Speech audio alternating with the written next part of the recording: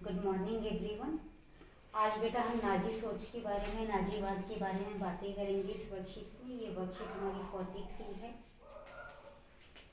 ये हमारा हिस्ट्री का चैप्टर है, नाजीवाद एवं हिटलर का उदय। नाजीवाद एक सोच है बेटा, इसके बारे में हम नेक्स्ट वीडियो में बात करेंगे। इस सोच को जन्म देने वाले हिटलर थे। हिटलर जो जर्मनी देश है उसके रूलर थे। तो वो क्या कारण थे कि नाजी सोच पनपी और इसके रिजल्ट क्या रहे, वो हम लोग इस चैप्टर में समझने की कोशिश करते हैं। आइए इस वाली वर्कशीट में हम ये जानते हैं जर्मनी के साथ ऐसा क्या हुआ कि हिटलर का उदय हुआ। ठीक है, नाजीवाद, नाजी सोच, विचार, नाजी विचार का उदय हुआ। बेटा प्रथम विश्व युद्ध, हमारा विश्व 2 विश्व युद्धों को झेल चुका है और अभी आप देख ही रहे हो कि तीसरे विश्व युद्ध के आसार बने हुए हैं। तो आइए फर्स्ट वर्ल्ड वॉर के बारे में थोड़ा चर्चा करते हैं। फर्स्ट वर्ल्ड वॉर 1914 से लेकर के 1918 तक लगभग 5 साल लड़ा गया। बेटा हर लड़ाई में दो खेमे होते हैं, तो यहाँ पर भी 2 खेमे हैं, लेकिन इन खेमों में व्यक्ति ना होकर के बहुत सारे देश का ग्रुप है। तो पहले ग्रुप में उनको मित्र राष्ट्र कहा गया। मित्र राष्ट्र में यूएसए, संयुक्त राज्य अमेरिका, रूस, यूके, यूनाइटेड किंगडम, ब्रिटेन और फ्रांस शामिल थे। ठीक है, और दूसरे खेमे को केंद्रीय शक्तियां कहा गया। उसमें जर्मनी और जर्मनी के साथ ही देश है ऑस्ट्रिया। बेटा इसमें कंफ्यूज ना हो, इसको ऑस्ट्रेलिया ना समझें, ये ऑस्ट्रिया है। और टर्की जो एक मुस्लिम कंट्री थी, ये मेन देश थे जो इस वर्ल्ड वॉर में डायरेक्ट इनका पार्टिसिपेशन था। ठीक है, और इनके जो गुलाम देश थे उस समय पर, जैसे कि हम लोग यूके के गुलाम थे, यूनाइटेड किंगडम ऑफ ब्रिटेन के हम लोग गुलाम थे, तो हम लोगों के भी सैनिक और पैसा इस युद्ध में झोंका गया है ना। तो इनडायरेक्टली हम भारत भी जो है फर्स्ट वर्ल्ड वॉर में शामिल था। ऐसे ही जितने भी गुलाम देश थे इन देशों के वो सभी विश्व युद्ध में शामिल थे, इसीलिए विश्व युद्ध कहलाया। क्योंकि 2 से बहुत ज़्यादा, इसमें बहुत ज़्यादा देश, लगभग सभी कॉन्टिनेंट जितने भी महाद्वीप हैं उसके देश इस युद्ध में शामिल थे। ऐसा कोई कॉन्टिनेंट नहीं था जिसमें ये युद्ध नहीं लड़ा गया, सभी महाद्वीपों पर ये युद्ध लड़ा गया। ठीक है, तो बात करते हैं 1918 की। जब ये युद्ध खत्म हुआ तो बेटा इसमें हार हुई केंद्रीय शक्तियों की। ठीक है, और कौन जीते? मित्र राष्ट्र जीते। तो जो जीतने वाला होता है वो ज़्यादा हावी होता है हारने वाले के ऊपर। यहाँ भी ऐसा ही हुआ, क्योंकि जो इस लड़ाई का एक तात्कालिक कारण था वो जर्मनी को समझा जाता है।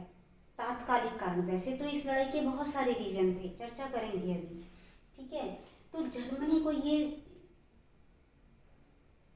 समझा गया कि ये इस लड़ाई का मेन कारण है। जर्मनी ही की वजह से फर्स्ट वर्ल्ड वॉर हुआ, तो जर्मनी के ऊपर बहुत ज़्यादा शर्मनाक एक संधि, एक समझौता इसको ऊपर थोप दिया गया।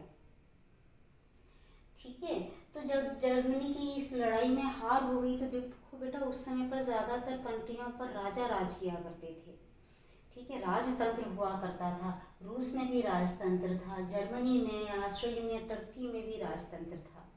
ठीक है, तो जर्मनी का जो राजा है उसने रिजाइन दे दिया और वहाँ के लोगों ने क्या किया कि वाइमर, एक वहाँ का जगह है, एक स्टेट है वहाँ की, वाइमर में लोगों ने इकट्ठा होकर राइक्सटाग, ये संसद का नाम है, जर्मनी की संसद का नाम है, जैसे हमारी संसद पार्लियामेंट, राइक्सटाग संसद का नाम है।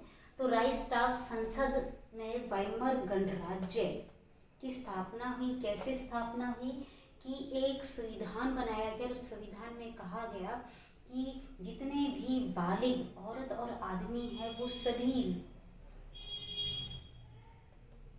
मत दे करके यहाँ के सरकार का गठन करेंगे। तो इस तरह से गणतंत्र सरकार का यहाँ पर, लोकतांत्रिक सरकार का यहाँ पर गठन किया गया प्रथम विश्व युद्ध के बाद।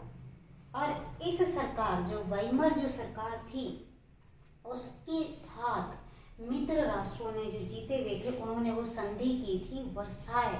ये जर्मनी का ही एक जगह है बेटा। वाइमर भी जर्मनी का ही एक एरिया है जहाँ पर गणराज्य की स्थापना हुई थी, इसलिए इसको वाइमर गणराज्य बोला जाता है। और इसमें जो सरकार बनी थी उसको वाइमर सरकार बोला जाता है। और वर्साय, क्योंकि जर्मनी के ही एरिया में वर्साय नामक जगह पर ये लोगों ने बैठ करके जर्मनी के खिलाफ समझौता किया था, इसलिए इसको वर्साय की संधि कहा जाता है। और बेटा ये समझौता इतना ज़्यादा शर्मनाक था कि सारा ही दोष जर्मनी पर लाद दिया गया कि तू ही सारे दुखों का कारण है, तू ही सारी लड़ाई का कारण है। तो इसके साथ क्या किया बेटा इन्होंने, एक तो इसके ऊपर भारी जुर्माना लाद दिया गया, 6 अरब पाउंड। पाउंड जो है ना मेनली तो यूके की करेंसी है, तो 6 अरब पाउंड का जुर्माना इसके ऊपर लाद दिया गया कि भाई इन देशों को जो नुकसान हुआ है उस नुकसान की भरपाई कौन करेगा, मित्र राष्ट्रों का जो नुकसान हुआ उसकी भरपाई कौन करेगा, जर्मनी करेगा। दूसरा बेटा, जर्मनी के जितने भी गुलाम देश थे, जिन देशों के ऊपर जर्मनी का कब्जा था, वो भी इससे छीन लिए गए। यानी कि इसकी ताकत जो है क्या है, एक तो पैसे के द्वारा इसकी छीन लेगी, दूसरा भाई इसके उपनिवेश छीन लिए गए, वहाँ से भी इनको पैसा मिलता है। जैसे हमारे देश को अंग्रेजों ने बुरी तरह लूटा, ऐसे अब जर्मन सेना, जो भी जर्मनी की अपनी सेना थी बेटा, उसको भंग कर दिया गया। यानी कि जर्मनी को हक ही नहीं था कि वो अपने रक्षा के लिए एक भी सैनिक अपॉइंट कर सके। तो ऑटोमेटिकली इसकी ताकत तो बिल्कुल ख़त्म हो गई। तो एक देश की ताकत जो है ना, उसकी सेना की मजबूती इस पर निर्भर करती है। तो यहाँ पर इन्होंने सेना को भंग कर दिया। फिर इसका बेटा जितने भी इम्पोर्टेंट इसके एरिया थे जहाँ पर नेचुरल रिसोर्सेज यानी कि प्राकृतिक संसाधन थे, वो एरिया भी इससे छीन लिए गए और जर्मनी के आसपास के जो देश थे उनमें बांट दिए गए। जैसे कि फ्रांस है, पोलैंड है, ठीक है, नीदरलैंड वगैरह में बांट दिए गए। तो राइनलैंड सबसे इम्पॉर्टेंट एरिया था जहाँ पर मिनरल्स का भंडार था, ठीक है, वो उसका कब्जा भी इससे छीन लिया गया और देशों में बांट दिया गया। जिसकी जर्मनी की मेन जो ज़मीन थी, यानी कि जहाँ पर इम्पोर्टेंट संसाधन थे, वो लगभग जर्मनी का टोटल एरिया का 13% भाग था बेटा, वो इन्होंने जर्मनी से छीन करके विभिन्न मित्र राष्ट्रों में बांट दिए। और इन 13% एरिया में 10% आबादी रहती थी जो अब जर्मनी की नहीं थी, वो आबादी उन देशों में चली गई। तो व्यक्तिगत रूप से भी इसकी क्या है, जो वहाँ की जनसंख्या थी, जनसंख्या के आधार पर भी जर्मनी की ताकत कम हो गई। प्लस जो लोह भंडार होते हैं बेटा, लोहा जो है ना वो क्या है, आधारभूत इंडस्ट्री के लिए बहुत इम्पॉर्टेंट रखता है। तो लोहा भी, इसका टोटल लोहे का 75% लोहा जो है ना दूसरे देशों ने आपस में बांट लिया। प्लस जो है इसके कोयले के भंडार भी ज़्यादातर जो है जीते हुए देशों ने आपस में बांट दिया। तो इस तरह से जर्मनी के साथ ये बहुत ज़्यादा शर्मनाक, शर्मसार करने वाली संधि थी। और इस संधि के कारण जर्मनी का एक एक नागरिक जो है उस समय की सरकार से नाराज हो गया, जबकि वो सरकार तो उसी समय बनी थी। वर्साई की संधि भी 1919 में हुई बेटा। 1918 में जब युद्ध खत्म हो गया उसके बाद वर्साई की संधि हुई और उससे कुछ महीने पहले ही वाइमर सरकार का गठन हुआ था। तो ये सरकार तो नई नई बनी थी, इस सरकार को क्या कहा गया, बालक सरकार कहा गया, बच्चा सरकार कहा गया।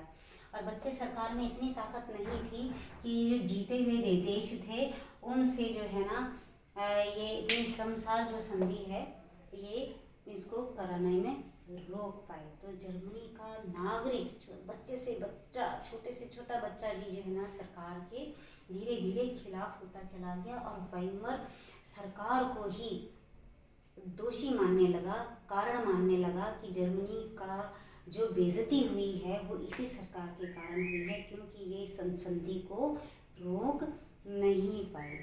तो ये संधि जो थी ये बहुत बड़ा कारण था जिसने हिटलर को जन्म दिया। बेटा हम नेक्स्ट वर्कशीट में अब इसके बारे में डिस्कस करेंगे।